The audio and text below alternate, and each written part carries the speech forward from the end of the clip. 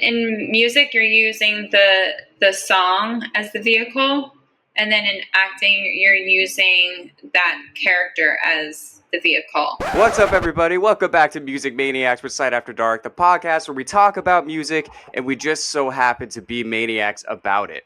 This is a very special episode because we're sitting down with a very talented artist, Miss Kendra Erika, in the studio, in the online studio. We have so much to talk about. Kendra has a great story. Not only was she born tone deaf, it is now an amazing artist, but has placed on the Billboard dance tracks and is just really inspiring to us with the way that she's been able to conquer multiple styles of music, if you will. So we'll definitely get into that. We have lots of things to talk about. But I want to ask you something first. So I saw you're originally from Florida. Is that correct? That's correct. Boca? Yes. Boca. Yeah. The eighth borough of New York. Basically, yeah. How far did you live from Spanish River High School? Like 5 minutes. That's funny. I went to St. Andrews. Okay. Actually. So I'm from Clearwater, Florida. I've went to Florida State, and I have so many friends from Boca. I know like 20 people that went to that high school, and I was like, yo, if really? she happened to have gone to that high school, it would have been absolutely mind-blowing to me. So I just wanted to bring that up and see. So shout out to Florida. Shout out to Florida. Yeah, no, I went to St. Andrews, which is like right down the road from Spanish River. So, but small world, like 20 people from there. Yeah, I mean, up at FSU, it's like everybody was from South Florida. I felt like being from Tampa, like I was like the odd one out. It was weird, but that's a whole other story. Right, yeah. All right. So welcome to you, Kendra. Thank you so much for joining our podcast. We are so excited to see somebody so multi-talented and then also very, very gorgeous as well. Take a look at that face, everybody. Well, thank You're you. welcome. Kendra, so you were born tone deaf, but what inspired you to start singing exactly? Well, what inspired me is that I always knew that I wanted to do this from an early age, like 4 years old. Like that's early. My mom, she immersed me in all of those like Disney princess movies. So I was like indoctrinated by that. So I would see them like performing and living in their own world and singing. And I was like, I want to do that. Let's see if I can, find a prince first or, stay away from the apples, even though they save you from the doctor. It's all about balance, Find a magic. Hilarious. All about balance, like find a magic carpet, whatever. But I was so immersed in that world that I wanted to do that. And I wanted to create that in my own life. So I always knew, needless to say, I always knew that I wanted to perform, whether it be singing or something. So I would always put on these performances for my parents and their friends at their dinner parties, and I always had the confidence, but when I would sing, it would sound like, the evil stepsisters from Cinderella.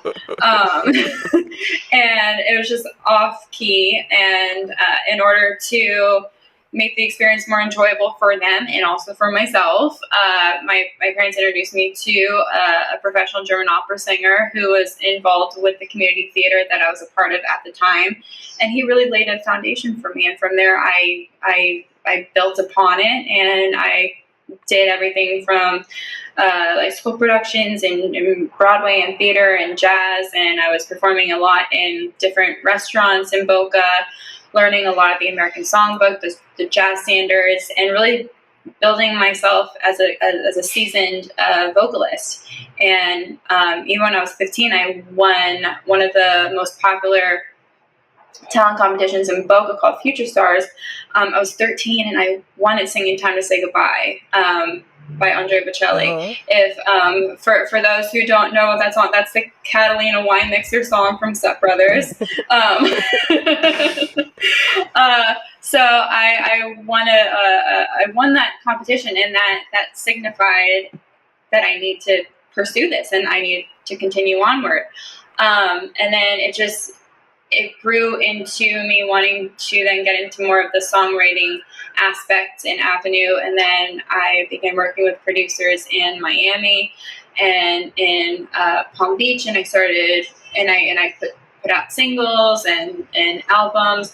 And from there, then those people led me to people in New York. And then from there, then that introduced me to my team out here in LA. So everyone was just like a window to another window. Right. And ultimately that led to me having the traction that I've had on the Billboard dance charts and the achievements that I've allocated thus far. Mm-hmm. I have a question that might be a dumb question. I'm just really curious. Mm-hmm. So when you're born tone deaf, how do you first know that you're tone deaf? Because you wouldn't really did somebody like say it to you? You know what I mean? Like, no one said it to my face, you're tone deaf, because I think that would crumble a little girl. yeah, that would be, for someone to say that would be very aggressive. Yeah, that'd be very aggressive. But in a way, what my mom did and what my parents did was very helpful. So it was like their way of saying, okay, we're just going to put you in the car and take you to the theater, and here you go. Right. Gotcha. But yeah, I didn't know that I was tone deaf. It's like something that you don't know that you have. But especially when you're like that young, you're like, I can sing. Yeah, right. That's hilarious. So did you realize the difference from when you weren't professionally trained to when you started to get professional training? Like, when did the world open up mentally where you're like, wow, I can really, really do this? When was that moment, do you think? That moment actually,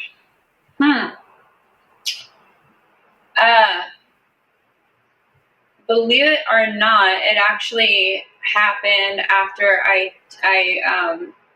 made it to number 1 on the Billboard dance charts doing the remake of Self Control. Like, that's because leading up to that, like I've always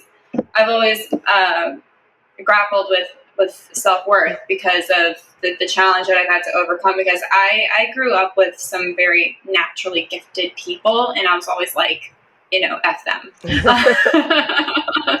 And I felt like since I had to work for it, although that has given me layers and layers of tenacity and character, at the same time, it's affected my self-esteem growing up. So, which is a good thing. So I don't become this like ostentatious, personality. I still, I'm always like, keep it cool. I'm like Robert De Niro, keep it cool.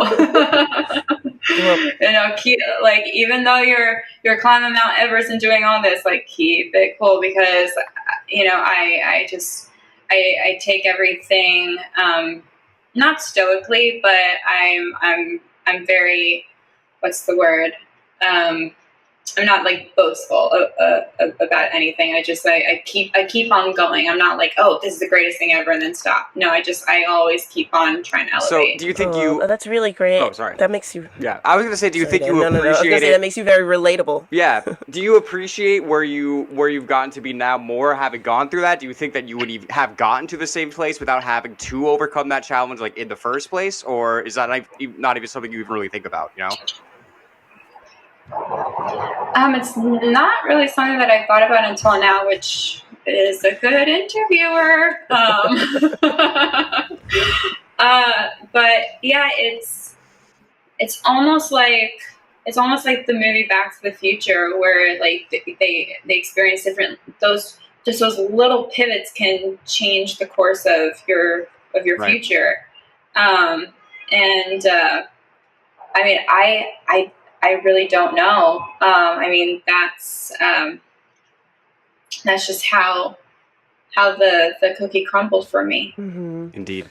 Well, that's cool. Can we pause here around like Self-Control, the song Self-Control, just in case nobody knows? It was a song that Laura Branigan did in a year that spawned many great things. Okay, we had Terminator that year, Nightmare on Elm Street. There were so many things that came out that year, including Self-Control by Laura Branigan. And this is not necessarily a hard song technically, vocally, to challenge, but it is one of those songs that somebody would say, don't mess with this song. This song is still great just the way it is. Now, I've heard Kendra's remake of this, and it is just amazing. It still gives me the same feeling, vibe as the original. Whose idea was it to remake this song? Was it yours because you loved it? Was it a producer? It was mine, because, but it was really interesting because around the time that I was thinking about it, the my producer Damon Sharp that I was working with, he had also brought up this idea of doing an 80s remake, and I was like, okay, do you want to get out of my head? I was like, do you want to be like Kylie Minogue and can't get you out of my head? But and then we started throwing out ideas, and then when I said self-controlled, because when I was performing in a lot of like the lounges and bars in Boca, I would always throw in that song. But I would perform it the Laura Branigan style. But I always loved that song. And another reason why I have such an affinity to it is because another producer that I had worked with, Fred Cannon in Nashville, he was a part of Carrier Records, the French label. And what people don't know is that Laura Branigan was not the first to sing the song. There was an Italian pop singer by the name of Raph who originally made the song big in Italy, and then a year later, Laura Branigan made it big in the States. And my producer Fred Cannon in Nashville, he worked for Carrier Records, which was a French label. So, and he was actually the one to introduce me to Self Control, both first the Raph version and then the Laura Branigan version. And I loved the song. And I was like, I want to be the next installment. Like, I want to be the next one to restylize it. Mm-hmm. And so that's what I ended up doing. Well, congratulations! That, like I said, it's a song that people don't necessarily feel like anyone should mess with, but you totally should mess with this song. You, Kendra, belong to this song, and it was so good. Oh, thank you. Yeah, I really love the remake of it. It's so good, and your style, though, you sing dance electronic, but you have so many different styles. Like you said, you were trained by an operatic person. You've gone into jazz standards. Why so versatile? I mean, it's kind of like a rhetorical question, like why not? But why so much versatility in your musical endeavors? Well, the versatility, I went into dance because the artist development firm I was working with in New York, they had sort of pushed me, or it's really funny. It's really funny because they were marketing me as this like Bond-esque girl, as this, and that's the kind of image that I wanted to portray. And I wanted to be like a Lana Del Rey, Bond girl sort of look. And I was writing songs in that vein. And then in order to take my career to the next level, I was introduced to them by Jason Dowman, who was my Billboard chart promoter. And he said, why don't you come out to LA and work with my team of writers? Just because I felt at that time we were kind of just hitting a wall, and I felt like I needed to expand. And so I started working with the team out here. And since he's very connected into the Billboard dance world, he just knew a bunch of dance related producers and songwriters. So then that's the vein that I then transitioned into, and I did that for about 8 to 10 years, and then I figured I want to go back to my roots. I want to showcase my capability.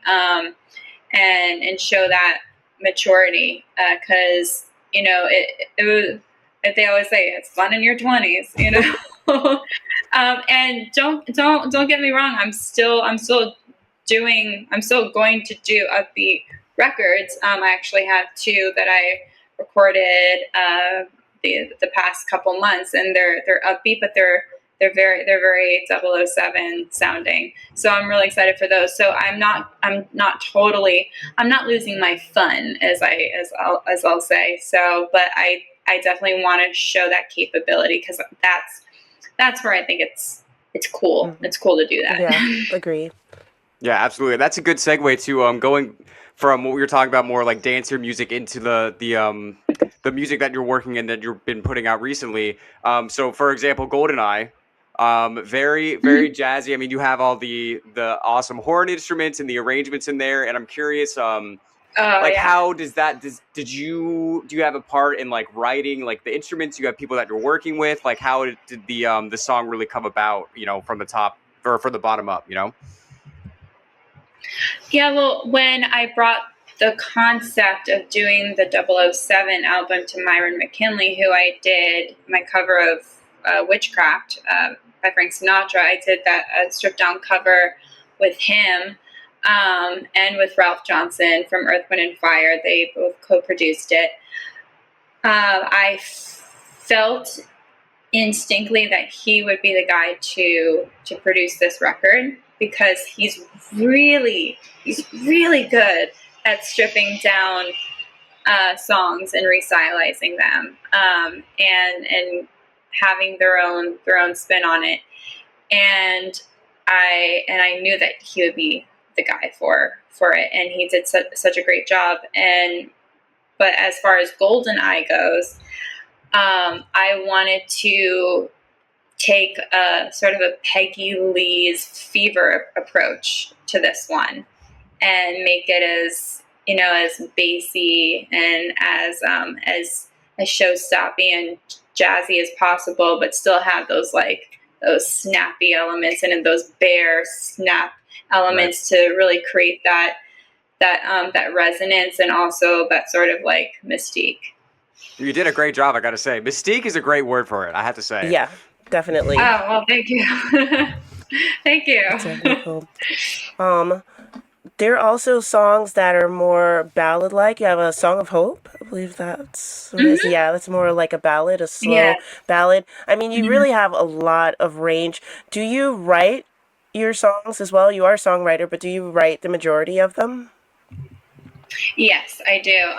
The Bond album, I wish I wrote them, but I didn't. I'm restylizing them, but I will say though that there will be and is a bonus track on the License to Thrill album, and it's a stripped down version of my song A Deeper Love that I wrote with Damon Sharp, and that charted on the Billboard Dance Charts. Oh my gosh, congratulations. Thank you. Yeah, you're welcome. I want to step out of like the studio songwriting and actually singing the songs to the performance level of it. What was performing after you've gotten to the level where you felt like you felt like you can really do it? What was your performance like? What was the feeling of performing these songs out for an open crowd?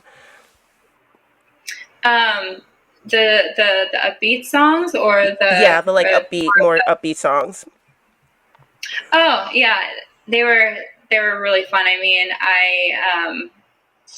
when I performed them in Mexico last year, that was so fun. There's such an energetic crowd down there, and just alone, it was like I said, it expanded my abilities and really it exercised my performance muscle. And I think that now I can perform other things even more so in a better way because of honing in that performance craft so well. Yeah. And what kind of performer do you say that you're like? Because you have a really, really great voice and really great presence. So you can easily just kind of Mariah Carey the whole thing. You can kind of just walk up and down on stage and not have to do much. Are you more like that of a performer? Or are you like jumping up, getting some energy, like, being super energetic? Like what kind of performances, what are you like on stage? That's interesting. When I was working with my choreographer, Tim Stevens, he equated me to being like a kind of like a Shakira in a way, Okay. because I'm not so like super produced and manufactured and engineered like a J-Lo would be or a Britney would be, Mhm. where everything is like move for move for move. Correct. Whereas like Shakira, and also I think Ellie Goulding as well, she's very ever flowing in what she does, because I want to show that sort of like approachableness, and also I don't want to seem too ex machina, like too machine like. Right. I want to be able to have that freedom to, like, if I want to go to the foot of the stage and do this, I'll do that. If I want to feel like I want to grab onto one of those like silk aerial things, I'll do it. Okay. I just want to have that freedom. But as far as the more of the jazz stuff goes, I also like to have more of a flow to that, and I feel like performing the Bond songs and performing that, like there's a sense of home and comfort when I perform those, because I can showcase my ability, and I can showcase that vocal range. Whereas when I'm performing the upbeat stuff, I'm always having to, catch up to myself and be like, am I out of breath? Am I good? So I'm not really putting focus on what I was trained in. So, but going back to those roots, I feel like there's more of a comfort and more of a flow, and I can still have movements, just movements that accentuate the music. Yeah. Right. Okay. Well said. Would you say it feels almost a little more freeing to be able to kind of like sit back in the pocket, as opposed to being like the high energy, just like at the certain BPM all the time? Like you were saying, kind of like to having to catch up. Do you feel more able to flow with some of the more relaxed songs? Yes, absolutely. It's like it's not like go go go go go go go. Right. Whereas like there's a time and place for that, which is why it was funny. I was talking to somebody the other day about, like I said, it was fun in your 20s, but just recently, this past 4th of July, I performed at Mickey's in West Hollywood, and I was doing all my typical moves and everything, and I did like this high kick and everything. And I got to tell you, when I woke up the next morning, I was sore in that leg. I'm like, that's new. I'm like, you're getting up there, aren't you, Kendra? Can I give you a story that just happened to us at like our last show? Like we had organized this show in Brooklyn not too long ago, and I play guitar, and I'm usually headbanging and stuff. Never had any problem with it before in my life. We're playing the show. I didn't realize anything happened at the time. The next day, I don't know what I did. My neck was so pulled, I couldn't even move this way for like 3 days, and I didn't even know when it happened. Like I didn't even feel it. You too. Yeah, I'm literally just like, what did I do? All I did was play the show, like how I always play shows, and then, oh, right, okay. What's my age again? Got it. Okay. Yeah, so it happens. Yeah. It's like, those were the days, Back in my day, I used to be able to kick right over my head. Right. I know, and I woke up and it was sore, and I'm like, uh-oh. And then I'm like, okay, there's no gray, I'm fine. They'll find their way in there. Yeah. Sorry to interrupt, everyone. Just wanted to take a few seconds to tell you about all of our great new merch options. We got t-shirts, hoodies, coffee mugs, hats, tote bags,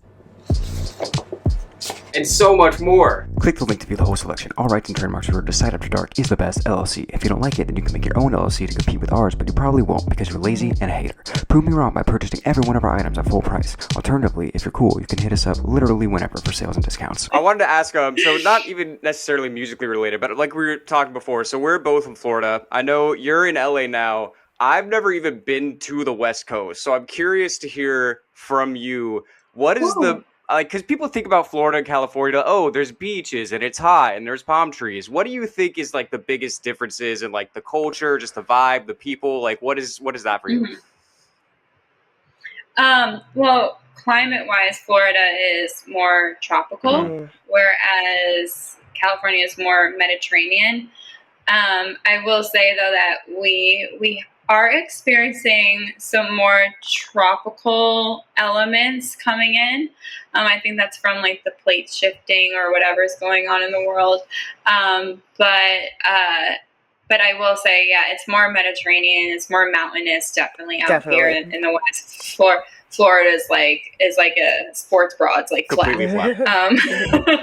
It's like an A cup. It's like Michael Phelps, flat. But also the culture in Florida. The reason why I wasn't really pursuing much professionally in Florida is because, especially in Miami, it's very Latino, and also very a lot of the rappers go there as well, so it's very Latino and it's really hip hop. So there's that market, and I felt like if I were to try to fit into that, it would be like a square peg in a round hole.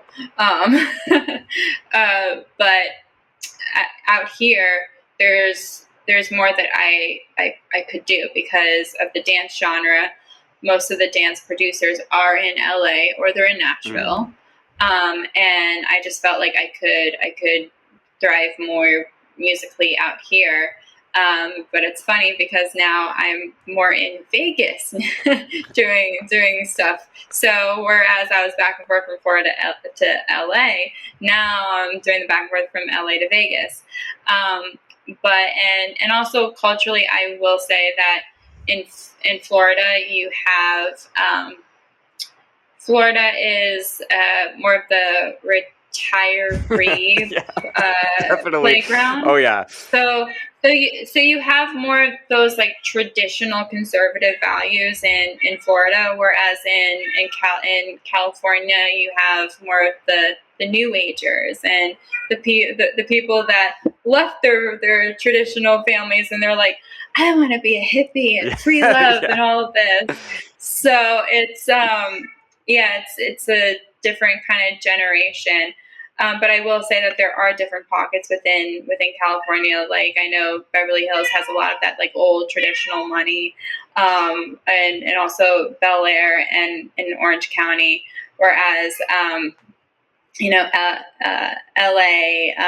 where else? San Francisco is more liberal. So you have that too. But and California has more terrain differences. You can see a winery and you can also look at the ocean at the same time, or you could visit a log cabin, but also go see the city. So you have different terrains. Is that your cat? Do you have a cat? Can we see? Yeah. Can we do a kind of cat? Can you make an appearance? No. I think what's happening is that there may have been an insect that flew in. That's beef. And she's going nuts. Well, it's cute. It's good background noise, Yeah, we love a good pet over here. Nice. Yeah. Would you say that you've professionally, have you changed into the LA style? Like, okay, well, being from New York, I feel like New York is kind of a cold version of California, right? Where here in New York, we're like, yeah, I'll call you tomorrow, or we're going to meet up later on this week, and it's totally not going to happen. Let's get lunch.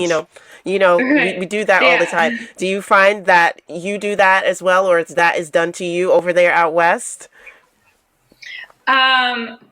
Yeah, well, you can't spell the word flakes without LA. That's good. Yeah. True. Hilarious. I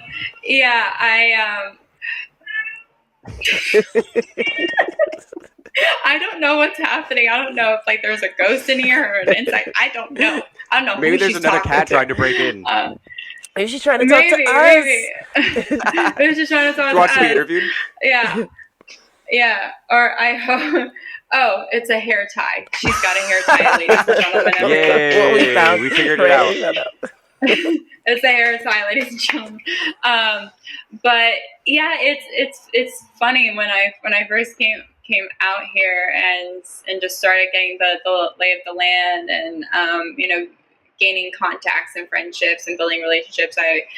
And even in the personal and dating world, I would be like, so are we doing something tonight? And then it would be like, 5 hours later, oh, sorry, something happened. My ring light blew out. Okay, well, are we doing something tonight or what? Because I come from a family of reliable communicators. Yeah. I mean, my mom is from New York. She's from Long Island. She's like, no shit. And my dad is from Indiana, so he's got that Midwest, earnestness. And I reliable communication is very important. But apparently when you're filled and surrounded by people that just do sound baths every day, they don't really see communication as important. Yeah. I feel like definitely a thing. I feel like the older I get, the more I just realize that people in general just really aren't always that great at communicating. Like, it's funny because, like, yeah, I feel like, well, I feel like you were saying your family's good communicators. I feel like my family is, Sifa's family is, and then you get to a certain point, you're like, oh, so I guess everybody's not like this. Yeah. Interesting. Yeah. Okay. No, not everyone's like this. Like I like to be with people that stick to their word. Mm-hmm.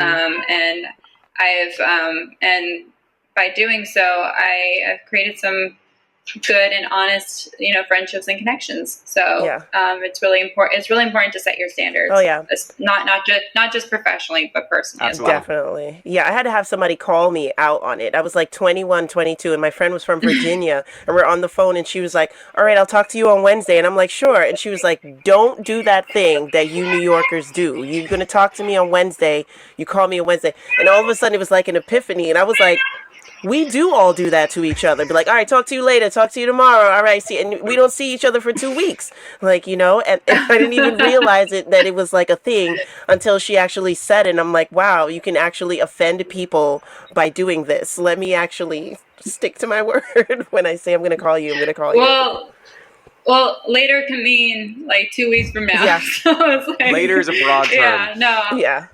Later is a very broad term, Mm-hmm. but I've experienced that especially out here in Vegas, not so much. I think That's because I think it's just different in Vegas because I think just because people are more goal oriented in Vegas, whereas in LA it's like, oh yeah, I saw a star.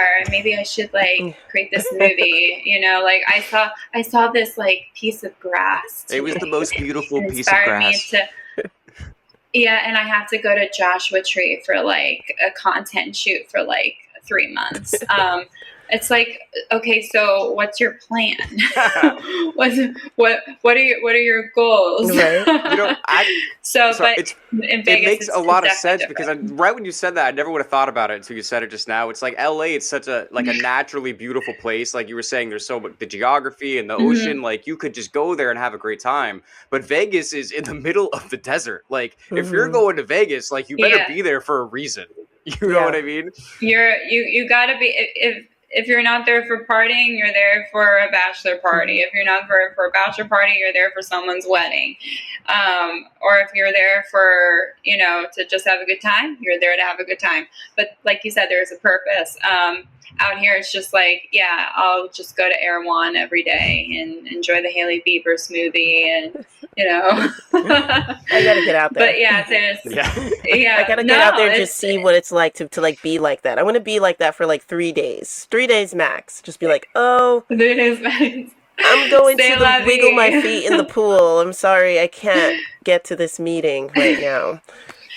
Well, it was so funny. Like, and I say "c'est la vie" for a reason. And it's when I was in Paris, I felt a lot of similarities between the French culture and the LA culture because it's like the same thing. It's like I need to catch a vibe, It's like, if I don't catch a vibe, I don't feel, it was very, very similar. It's all about the vibe. Interesting. Right.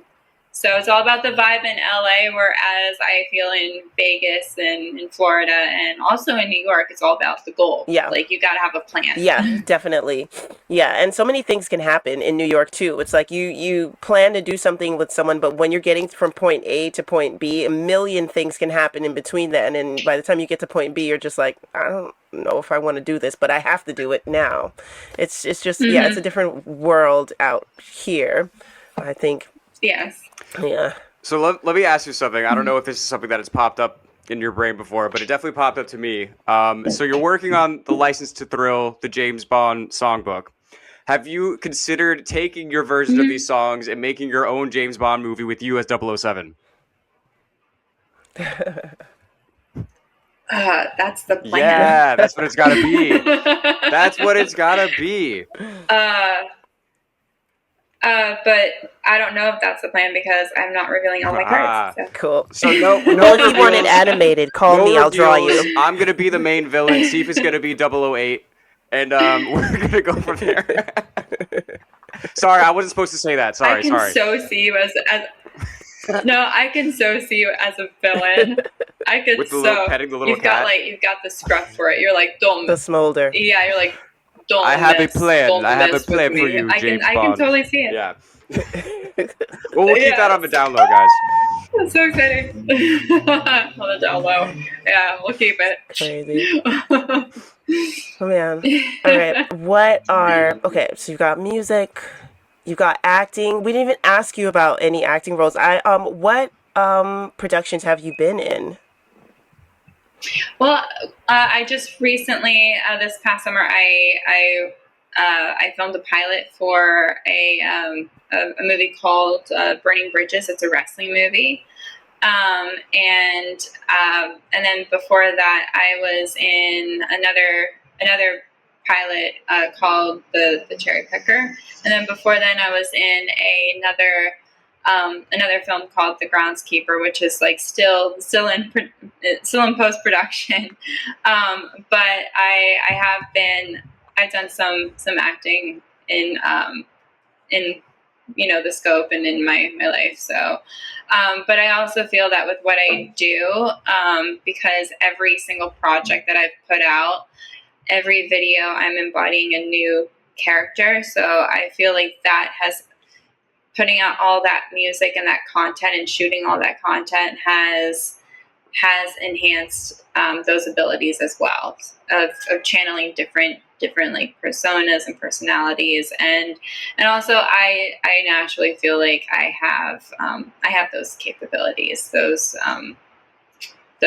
theatric and acting capabilities. Yeah. So let me ask. Is it something? Sorry. You go for it. Is it something you sought out, like with the music? You're like, okay, I'm doing music. I want to get into acting, or is it something that came to you? Well, I put music as the focus because that I wanted to focus on my strengths and what I really worked on.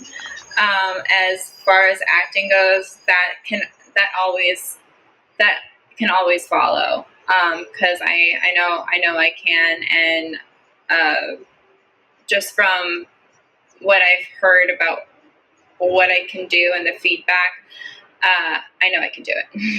So let me ask you, just kind of comparing and contrasting, I guess, music versus acting performances. Because obviously, we're musicians. We've spent lots of time on stage and studios and stuff. I've never acted before, so I'm really curious. Like, it's both, like, being on a production, like acting, and being on a stage. It's both. You have to put on a performance, but it's obviously a way different thing. Obviously, you're on stage, playing music. There's a bunch of people here. It's all about the energy. When you're acting, there's a lot of people around, but they're not necessarily the audience. They'll be there like helping, like part of the production. So what is the difference in like the mindset, if you will, as far as an acting performance versus a musical performance? In music, you're using the song as the vehicle, and then in acting, you're using that character as the vehicle.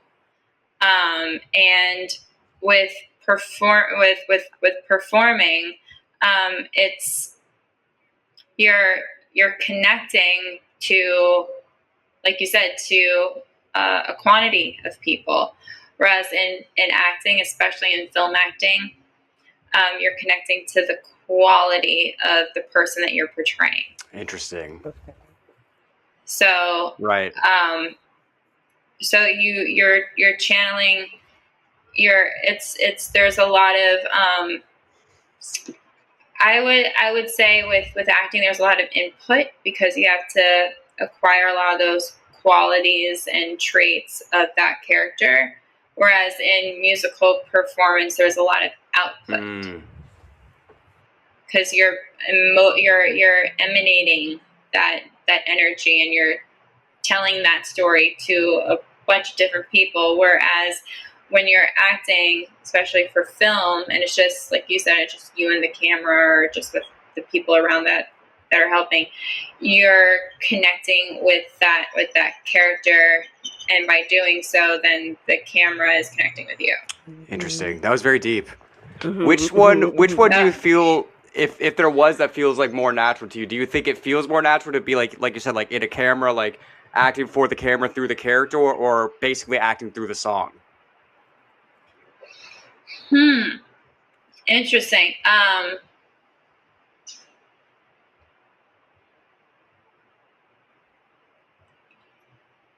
That's really both. I think both are very different. Both have their own feeling. But when I'm performing a song, it's almost like I want to incorporate one into both, because especially when I'm performing these Bond songs, I do want to take on some of that, some of those elements from those movies or from that original song, and I want to channel that, not necessarily like imitate it, but channel it and respectfully feel inspired by it. Right. But when I've done music videos, or even when I did some of the videos for the Bond album, just acting or being with that camera, I felt like I had a little bit. I felt a little bit more uninhibited because I didn't have to. I didn't feel like I had to be on it for a bunch of different people. Right.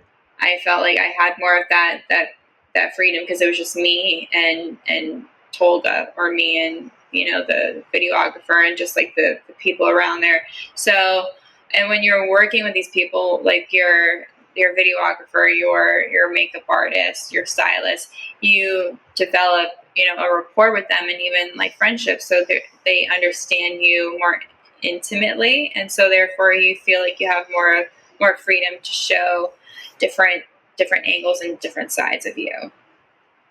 Right. Interesting. That's really good. How do you prepare to come outside? How do you prepare to do the performance? If there is like a ritual or anything you do or don't do that you willing to share with us, I'm going to give you like a little bit of an example. When Dan and I have a show, or I'm also a dance choreographer, when I have a show, nobody is allowed to buy anything new that day. Like if I don't have enough hairpins, I'm just going to have to deal with it, because I don't know, some long experience long ago, I've bought something on that day and then something bad happened during the performance. So are you superstitious? Do you have any like little things that you take with you don't take with you, like anything? Well,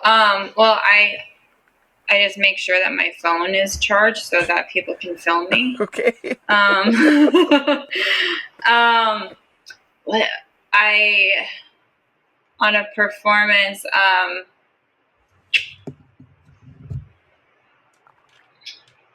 it's really interesting. Like whenever I've been super busy that day leading up to a performance at night, I always feel like I can't really give 100% of myself because I've exerted all that energy in that day. And then, but when I have a performance at night and I'm just I'm just chilling Mhm.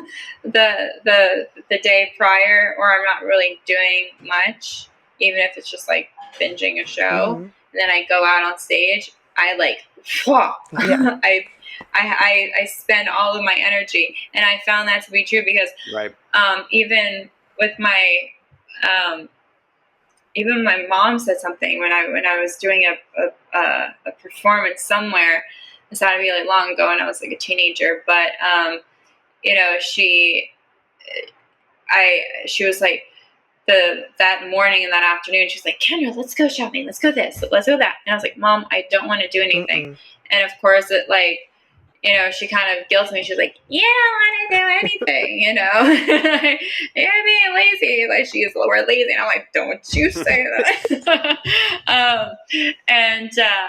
But then when she saw the payoff, when she saw the reasoning, because that night I gave a stellar performance. I will say that. There's some tests there. I will say that I gave a stellar performance. She was like, okay, I get it now. And then she was like telling all of her friends, she's like, I got on her ass so much, but like she proved me wrong. She was like, Yeah. okay, respect. Yeah. Respect, yeah. So I have noticed that about me. I will say though that the day of, I'll get some like movement and activity going, just like to open myself up. Like I'll go for a walk, or I'll go to the gym and just get like a good workout and just a jump start, Mhm. my endorphins, and then I'll go and perform. But I don't want to be like super crazy busy and then run myself out. Mhm. All right. Yeah. So a nice chill time before performance time. Always sounds good. Yeah. Yes. And just some like honey or like hot liquids, like hot beverages Mhm. before singing. And and just making sure that like I'm eating well, because I've been at gigs where I've probably had something I shouldn't have had, and it's either upsetting my stomach or even my throat. So it's always good to watch what you put in your body before you perform, because that will affect you. Because if you have something definitely. too creamy, you can sound too phlegmy, and if you have too much, and honestly, if you have like too much bread, your voice can suffer too. Yeah. So Yeah, I've heard that as well. Yeah, it's really wild. Do you talk much? And I don't want to say talk a lot, but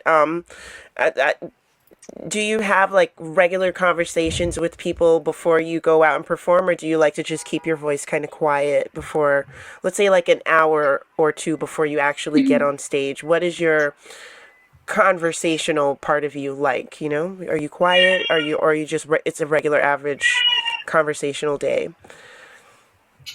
um I would say, well, talking for me, I never exhausted my voice from talking.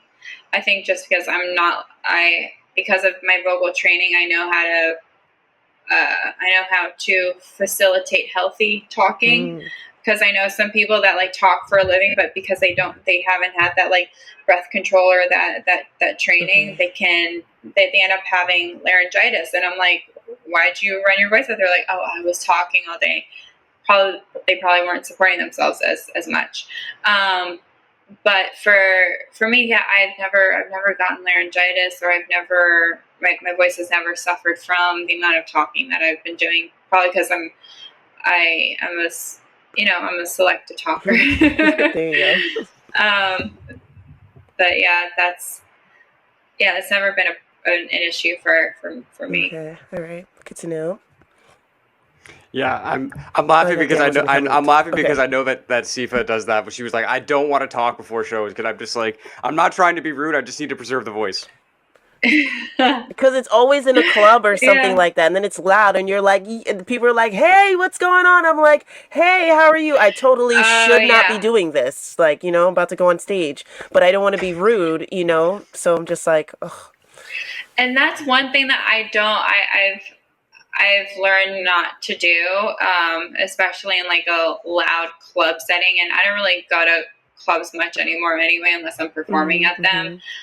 But you know, I would notice that my voice would be a little bit on the fried side after being out at a loud venue or establishment, and you're having to loudly talk. And now if I'm in one of those situations, I don't like to use my voice to communicate. I'll honestly just type it out on my phone and show someone. Oh, you're now That's my a good spirit idea. animal. Yeah. I'm going to take a page out of your book, Kendra. Thank you for that. Yeah. Hell yeah.